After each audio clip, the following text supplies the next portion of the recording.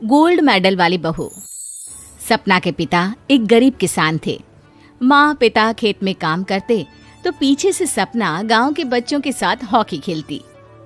एक दिन शाम को, सारा दिन खेलती रहती है, ये नहीं कि छोटे भाई को संभाले। माँ पता है, मैंने आज हॉकी में पास के गांव के लड़कों की टीम को हरा दिया। अरे वाह वाह मेरी बेटी, शाबाश। ये लेकर रुपया, जा जाकर टॉफी खा ले।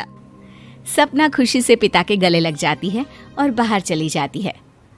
अरे तुम इसको बिगाड़ रहे हो, मैं ना इसकी शादी ही करा दूंगी। ऐसा कैसे शादी करा देगी? हाँ, अभी तो उम्र खेलने की है। माँ बड़बड़ करती वहां से निकल जाती है। लेकिन शाम को उन लोगों के घर कुछ लोग आते हैं। अरे राम सुखिया, जरा ये तो बतलाओ, सपना के बारे में क्या सोचा है? अरे क्या सोचना है मास्टर जी, पढ़ रही है, जितना पढ़ सकती है पढ़े, फिर शादी करवा देंगे, कोई अच्छा सा गांव का ही लड़का देख लेंगे। अरे तुम तो उसके पिता हो, तुमको कुछ नहीं पता? माँ घबरा जाती है। अरे का मास्टर जी, का पता नहीं, का हो गया? हम तो इनसे पहले ही बोल रहे थे कि लड़की की जात है, संभाल लो।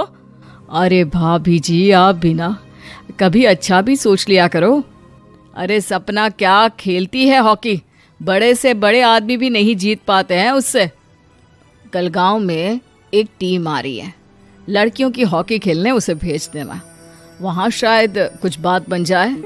अरे ना मास्टर जी, कोई खेल वेल नहीं करवाना हम लोगों को, वो भी शहर के लोगों के साथ तो बिल्कुल भी ना।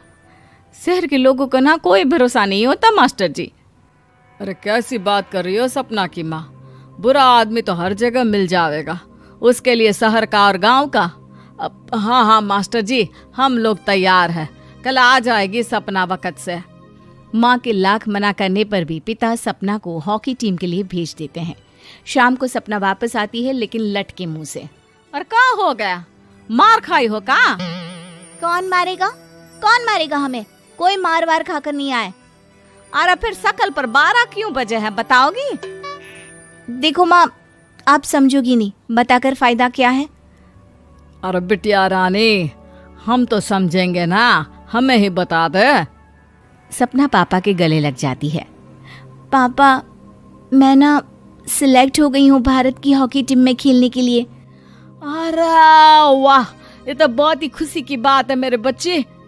फिर मेरी गुड़िया काहे परेशान है? पापा, मुझे दिल्ली जाना पड़ेगा आगे की प्रैक्टिस के लिए।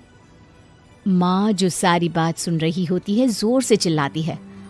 एक पैसा नहीं है मेरे पास, समझी? कुछ नहीं दूंगी। शादी के लिए लड़का फाइनल भी कर दिया है, कल्ले का बेटा, वो शादी कर लेगा तुमसे। सपना पिता की ओर देखती है। अरे देख सपना, खेलने दिल्ली जाना है तो सिर्फ इसी शर्त पे कि आकर कल्ले से बेटे से चुपचाप शादी कर लेगी, बोल। अरे ठीक है ना, कल्ले का बेटा तो बहुत ही समझदार है, सरकारी नौकरी है उसकी, मान गया वो तो सपना शादी कर लेगी। सपना भी धीरू, जो कि कल्ले का बेटा था, उसे जानती थी। वो मन ही मन सोचती है कि शादी तो वैसे भी होनी है, लेकिन माँ की ये शर्त मान गई तो जीवन जीने का एक मौका तो जरूर मिलेगा। हाँ, मुझे मंजूर है। हाँ, तो कल मैं उन लोगों को बुला लूं? पिता और सपना दोनों एक दूसरे को देखते हैं। अब माँ ठीक है ना, बुलाने की क्या जरूरत है, वो लोग पसंद कर रहे हैं ना मुझे, वही ठीक है। बस आप तो मेरा दिल्ली का बैग पैक कर दो। सपना दिल्ली जाती है, दिल्ली टीम के लिए खेलने के लिए। सपना खूब अच्छा खेलती है और गोल्ड मेडल जीत कर आती है। जब वो गांव आती है तो उसका जोरदार स्वागत होता है। हर कोई सपना सपना चिल्ला रहा होता है। और सपना के पापा, तुम्हारी बेटी ने तो गांव का नाम रोशन कर दिया है। गांव की तरफ से तुम लोगों को गांव में पक्का मकान और सपना को परिषद में पक्की नौकरी देने के लिए हम तैयार हैं।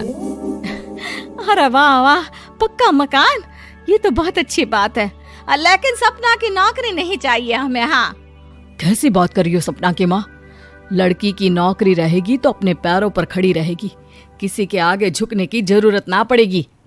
अरे चुप रहो, हम तो नौकरी ना करते हैं, पर मजाल है कि किसी के आगे झुके हो। ना, हमारी बेटी नौकरी नहीं करेगी। पिता लाख समझाते हैं, लेकिन माँ नहीं मानती। और फिर वो दिन भी आ जाता है जब सपना को अपने कहे अनुसार लड़के से शादी भी करनी पड़ती है। ससुराल में। ए बहू, तू रोज रोज सुबह कहाँ जाती है? घर का सारा काम निपटा कर कहाँ भागती है? माँ का घर तो पास ही है, वहीं निकल जाती है क्या? नहीं माँ जी, मैं हॉकी खेलने जाती हूँ, मुझे खेलना पसंद है। खेलना पसंद है? अरे कैसी बात कर रही है बहू, शादी के बाद तो कोई लड़की खेलती फैलती नहीं है, वो घर का काम काज देखती है। सपना कुछ नहीं कहती। वो एक रोज कमरे में अपनी अलमारी ठीक कर रही होती है कि तब सुनो, वो जो लटक रहा है ना, क्या बोलते हैं उसे? मेडल। सपना पति की बात सुनकर खुश हो जाती है, उनके पास जाती है। मैं सोच ही रही थी कि तुमने कभी पूछा क्यों नहीं। ये मेडल है, मैंने जीता है, पता है, हॉकी में। बड़ा मैदान, बहुत से लोग, 2 टीम और फिर शुरू होता है जुनून। पता है, लगता है जैसे बस जिंदगी यही है, खेलते रहो, भागते रहो, दौड़ते रहो और लक्ष्य को पालो। सुनो ना, मैं ना भारतीय टीम के लिए खेलना चाहती हूँ। माँ, यहाँ तो आ जरा। सपना हैरान हो जाती है कि ये क्या हो गया, पति अचानक से माँ को क्यों बुला रहा है। हाँ बेटा, क्या हो गया? काहे गला फाड़ रहे हो? माँ, ये सपना क्या कह रही है? अरे बीवी तो बोलती ही रहती है बेटा, लेकिन क्या हो गया, चिल्ला क्यों रहे हो? ऐसा क्या बोल दिया इसने? माँ ये बोल रही है कि इसको खेलना है भारतीय टीम के लिए। सपना डर जाती है। नहीं माँ जी, मैंने कहा कि मैं चाहती हूँ कि वो मैं बोला था ना, शादी के बाद कोई खेलता नहीं, घर का काम काज देखता है, लेकिन फिर भी।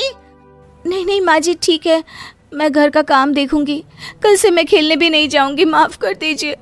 सपना पति की तरफ देखती है जो माँ की तरफ देख रहा होता है। उसे गुस्सा तो आता है, लेकिन करती भी तो क्या, सास के सामने कैसे पति की क्लास लगाती। अरे बेटा, अब क्यों घूरे जा रहे हो बहू को?